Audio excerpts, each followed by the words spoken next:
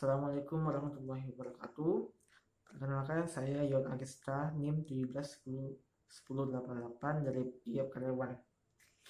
Baiklah, di sini saya akan coba mempresentasikan dari paper kami, yaitu tentang BUMN PT Kimia Farma. Saat masa pandemi kayak gini, maka PT Kimia Farma adalah salah satu badan usaha milik negara yang sangat diuntungkan.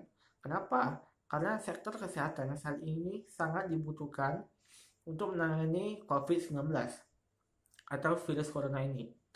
Kimia Farma adalah salah satu BUMN di bawah naungan Kementerian BUMN yang sudah berdiri sejak lama di Indonesia ini. Baiklah, kalau dilihat dari hasil laporan tahun 2018-nya, maka dapat dilihat bahwa di sini ada beberapa penyakit yang dialami oleh tanda kutip dari PT Kimia Farma, yaitu pertama, dari liabilitas atau hutang itu ternyata masih tinggi daripada tidak sebanding dengan labanya yang didapatkan. Di sini didapatkan itu sekitar labanya 1,3 triliun, tetapi hutangnya masih ada 2 triliunan. Memang Kimia Farma itu bisa untuk membayar dengan menggunakan asetnya dan masih dapat untung 3 triliun. Tapi kalau dalam organisasi ini sangat tidak sehat karena mereka terpaksa untuk menjual asetnya demi membayar hutangnya. Jadi dari penyakit ini kami akan mencoba menjabarkan diagnosa dan intervensi yang harus dilakukan. Selanjutnya saya lanjut ke video selanjutnya. Assalamualaikum warahmatullahi wabarakatuh.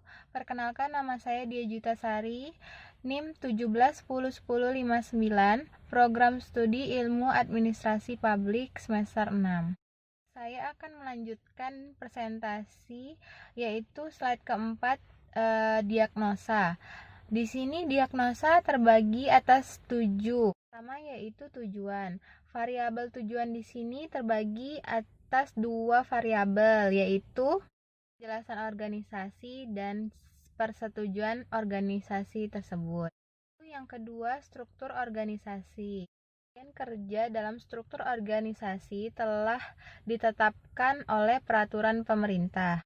Pula pada masing-masing struktur organisasi pada masing-masing PT Kimia Farma. Pun ada beberapa keterbatasan dalam pembagian struktur organisasi, tetapi ada juga sebagian besar yang menurut kami itu struktur organisasinya sudah baik dan lebih memperbaiki di setiap tahunnya. Yang ketiga yaitu tata hubungan. Ada 2 indikator yang dapat mendiagnosis tentang tata hubungan, yaitu dengan cara individual dan task. Adanya hubungan kerja yang baik di dalam internal PT Kimia Farma tersebut secara formal dalam bentuk rapat dan secara informal. Assalamualaikum warahmatullahi wabarakatuh. Saya Debbie Apriani Putri, IP Karyawan 1710262, akan melanjutkan tentang diagnosa. Dan yang keempat, sistem penghargaan. Keempat, tentang variabel sistem penghargaan. Hal ini telah memenuhi salah satu kebijakan dan strategi yang harus dilaksanakan oleh Dewan Direksi, di mana kegiatan ini bertujuan untuk memberikan penghargaan atas prestasi yang dicapai oleh pengelola PT Kimia Farma. Pelayanan dan kegiatan yang dilaksanakan merupakan sistem reward yang diberikan oleh Dewan Direksi kepada para pengelola cabang Kimia Farma. Hal ini dilakukan untuk merangsang kinerja para pengelola kimia farma di seluruh Indonesia. Yang kelima, kepemimpinan. Terdapat 5 indikator yang digunakan dalam mendiagnosis kotak sistem penghargaan ini, yaitu balance, decision making, implementing program, integrity, dan konflik. PT Kimia Farma menyatakan sudah adanya keseimbangan yang diberikan pimpinan baik kepada para anggota maupun dalam bentuk program dalam pengelola PT Kimia Farma. Sekian presentasi dari saya. Yang keenam ada tata kerja, yang mana tata kerja PT Kimia Farma ini telah menjalankan fungsi manajemen dengan baik, mulai dari perencanaan, pengorganisasian, penggerakan hingga pengontrolan program. PT Kimia Farma Indonesia juga telah melaksanakan pelatihan dan peningkatan SDM, serta meningkatkan pengelolaan PT Kimia Farma. Yang ketujuh, ada lingkungan, yang mana dengan memperhatikan faktor pengaruh lingkungan pada variabel ini terdapat 2 indikator yang harus diperhatikan, yang mana pengaruhan organisasi terhadap lingkungan luar dan pengaruh organisasi terhadap hadirnya PT Kimia Farma disambut positif oleh masyarakat. Sehingga yang perlu diperhatikan dalam hal ini adalah bagaimana masing-masing PT Kimia Farma mensosialisasikan, ikut sertakan masyarakat dalam pelaksanaan PT Kimia Farma sebagai subjek maupun objek. Saya Bapak Duan Simanjuntak, NIM 17102069, yang mana saya akan melanjutkan presentasi dari rekan saya yang sebelumnya, mana saya akan melanjutkan terkait dengan intervensi, yaitu Humas Process Intervention, yang mana intervensi ini merupakan proses pengembangan dan perubahan organisasi termasuk ke dalam upaya yang telah dan hingga saat ini dilaksanakan oleh PT Kimia Farma untuk menggapai tujuan yang diinginkan dan diraih oleh organisasi ini. Berkaitan dengan hal tersebut, PT Kimia Farma pun dalam proses upaya pengembangannya melaksanakan pengelolaan dengan membina anggota organisasinya sebagai partner yang strategis dalam menjalankan organisasi ini. Yang mana dan selanjutnya akan dilanjutkan dengan rekan saya. Terima kasih. Assalamualaikum warahmatullahi wabarakatuh. Baiklah, saya Denny Irawan, NIM 171002063, melanjutkan presentasi dari rekan lainnya, di mana dari presentasi dari kelompok kami yaitu kelompok 6. Di sini saya melanjutkan tentang intervensi yang telah dilakukan oleh PT Kimia Farma. Dalam hal ini di dalam poin kedua berkaitan dengan techno-structural intervention, di mana dalam hal ini PT Kimia Farma telah melakukan pendekatan melalui kombinasi perubahan teknologi dan struktur organisasi seperti upaya restrukturasi organisasi, hubungan industri, employer relation, serta rancangan bidang uraian kerja sesuai proses bisnis.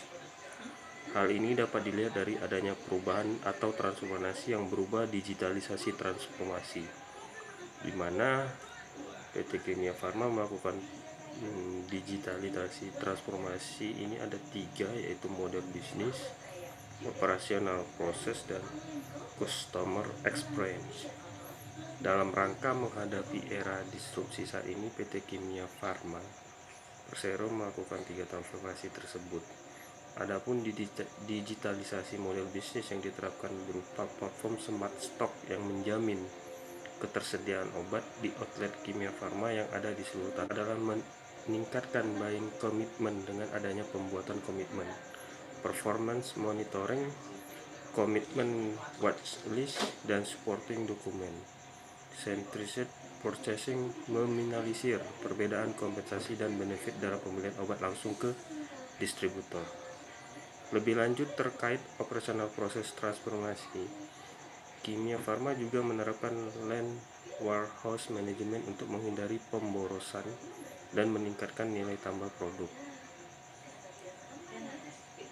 Ada monitor inventory oleh pusat ke seluruh outlet, hingga proses pengadaan dan pengembalian barang. Ada sistem track and trace, sistem terintegritas antara Kimia Farma dan BPOM dalam mengendalikan SCM. Masyarakat bisa aktif berpartisipasi mengecek keaslian obat. Transformasi digital dalam model bisnis dan operasional Kimia Farma ditujukan untuk memberikan kemudahan konsumen. Salah satunya melalui omnichannel yang mempermudah konsumen berinteraksi dengan Kimia Farma melalui berbagai channel yang telah disediakan, misalnya pembelian obat online, kontak center, aplikasi, maupun e-commerce lainnya. Sekian, terima kasih dari saya. Selanjutnya akan dilanjutkan pemaparan oleh rekan lainnya dari kelompok kami. Terima kasih. Assalamualaikum warahmatullahi wabarakatuh. Baiklah, Nama saya Pratio Apriliani, NIM 17101069, Prodi Ilmu Administrasi Publik. Selanjutnya, saya akan menjelaskan mengenai Human Resource Management Interventions. Dalam Human Resource Management Intervention ini, PT Kimia Farma melakukan pendekatan yang dilakukan melalui perubahan sistem manajemen kinerja dan pengembangan karir. Dalam hal ini, PT Kimia Farma memiliki berbagai macam program untuk membangun human capital dari masing-masing anggota organisasinya. Mengingat pasar yang semakin kompetitif dan membutuhkan tenaga-tenaga terampil dan berkompeten di bidangnya, yang berdasarkan pada prinsip-prinsip corporate governance, yang diantaranya adalah: pertama, talent management system, yaitu penambahan kompetisi pegawai melalui penugasan, mutasi, training, dan kepanitiaan. Yang kedua, pengembangan sumber daya manusia Kimia Farma. Melalui unit pengembangan sumber daya manusia, memiliki program kerja untuk meningkatkan sistem manajemen sumber daya manusia. Kemudian yang ketiga, sistem rekrutmen untuk calon pegawai dapat dilakukan sesuai dengan ketentuan dan persyaratan terlampir. Kemudian yang keempat yaitu sistem manajemen kinerja. Dalam hal ini, target performance dari KPI yang tertera secara jelas dan terperinci yang berisikan pada penilaian kinerja dalam formulir kesepakatan dan dikomunikasikan pada semua level di perseroan. Yang kelima adalah manajemen reward.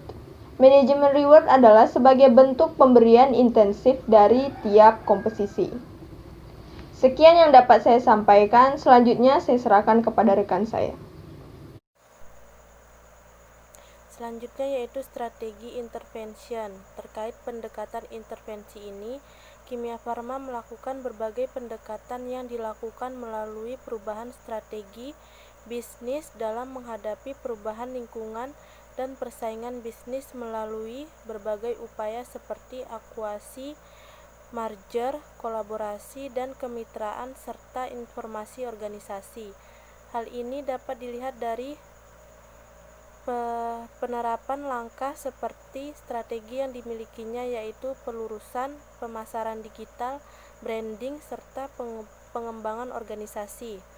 Kunci utama Kimia Farma dalam meraih keberhasilan manajemen terutama dalam pencapaian target dan evaluasi kinerja organisasi yang mewujudkan kolaborasi yang harmonis antara Dewan Komisaris dan Direksi guna sebagai bentuk pengawasan terhadap penerapan strategi organisasi ini. Assalamualaikum warahmatullahi wabarakatuh. Baik, di sini saya akan menjelaskan tentang intervensi yang harus dilakukan. Yang pertama ada human process intervention, yang dimana PT Kimia Farma harus meningkatkan lagi hubungan antar kelompok yang ada di dalam strukturnya, karena dilihat dari intervensi yang telah dikerjakan, hubungan antar organisasi masih luput dari perhatian direksi PT Kimia Farma.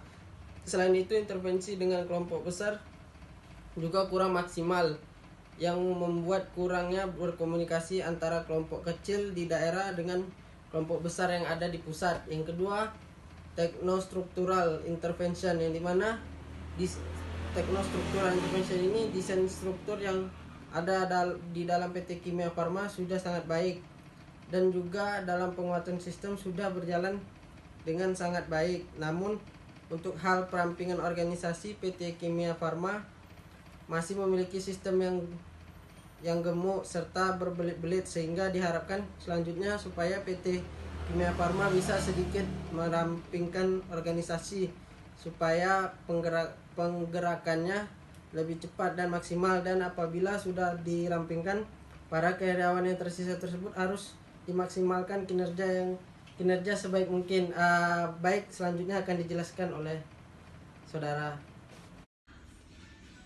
Assalamualaikum warahmatullahi wabarakatuh. Perkenalkan, nama saya Suadara Putri, prodi saya Ilmu Administrasi Publik, NIM saya 17101074. Baiklah, saya dari kelompok 6. Saya akan menjelaskan slide 11. slide 10, di mana saya akan menjelaskan tentang Human Resources Management and Intervention.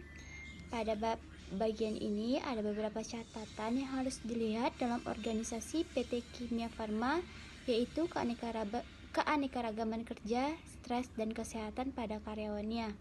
Ini dapat dipilih oleh Kimia Farma supaya adanya keberagaman kerja dalam setiap karyawannya, sehingga tidak monoton satu saja, dan PT Kimia Farma harus melihat kesehatan serta stres kerja karyawan supaya mereka bisa bekerja dengan lebih baik lagi, yang ujung-ujungnya membuat keuntungan bagi perusahaan itu sendiri.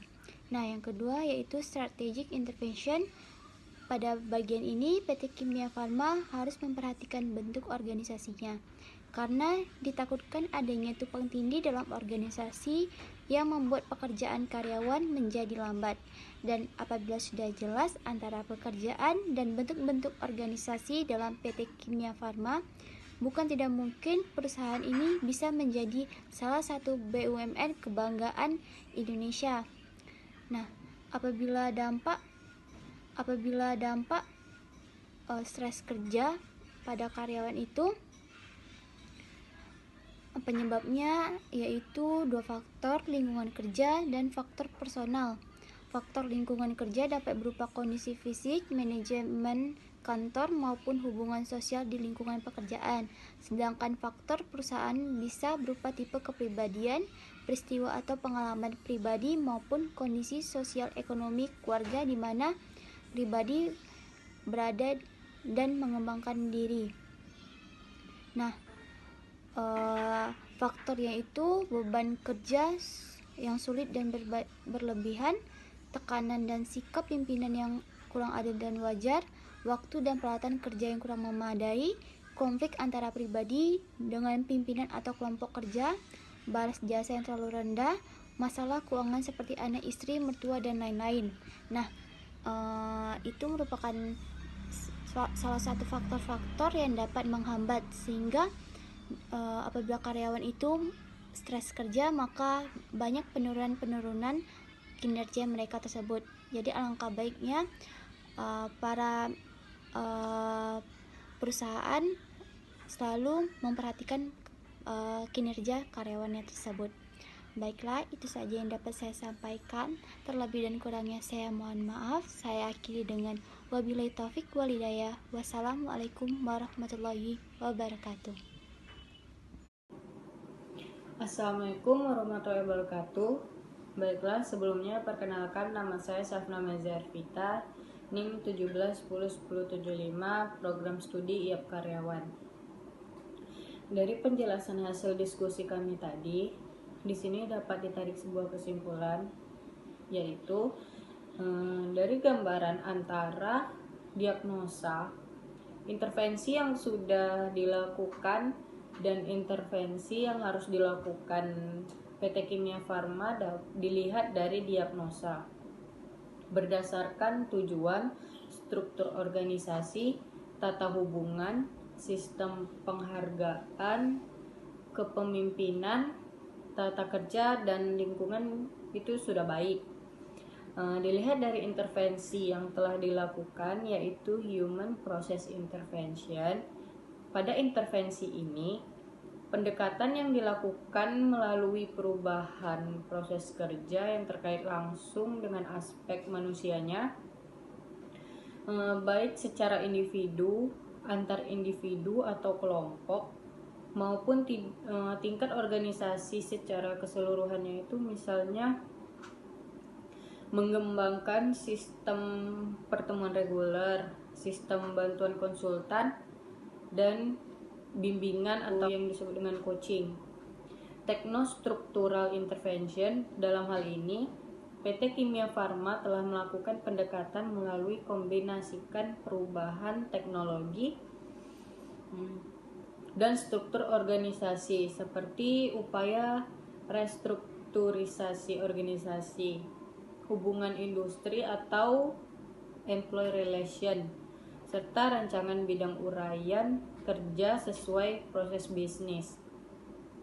Hal ini dapat dilihat dari adanya perubahan atau transformasi yang berupa digitalisasi transformasi, guna sebagai bentuk dari proses digitalisasi dari bidang-bidang dan proses dalam menjalankan kegiatan maupun program yang dilakukan oleh organisasi tersebut. Baiklah, segitu saja yang dapat saya sampaikan. Lebih dan terkurangnya saya mohon maaf. Wabillahi taufik walhidayah. Wassalamualaikum warahmatullahi wabarakatuh.